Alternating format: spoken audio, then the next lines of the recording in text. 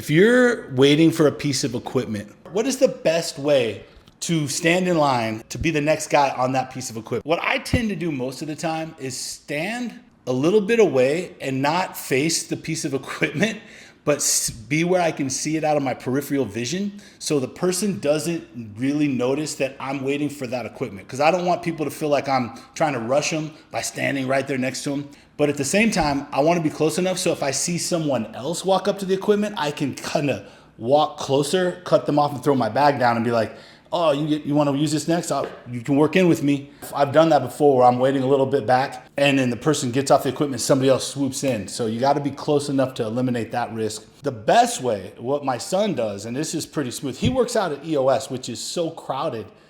You pretty much have to develop this skill or it's mind numbing. You get like 2 or 3 people coming up to you every exercise asking you for if you're using this, if they can use that bar. He goes up to the dude and he'll be like, hey man, you care if I use this when you're done? And he'll put his bag down and everyone's always like, sure, I don't care. But it's just a way to like let them know that you call next on that equipment and not make them feel like you're sitting there stalking them. And if you go up and ask them how many sets they got left, sometimes that's fine with some people, but sometimes people take offense to that and they feel like you're rushing them. So I try not to ask how many sets they got. What's the protocol you use when you're waiting for a piece of equipment and you want to make sure you get next on it?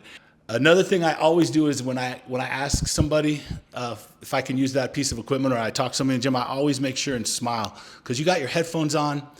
You're in that intense state of mind. I'll flip a headphone off my ear and be like, hey, you care if I use that next after you're done?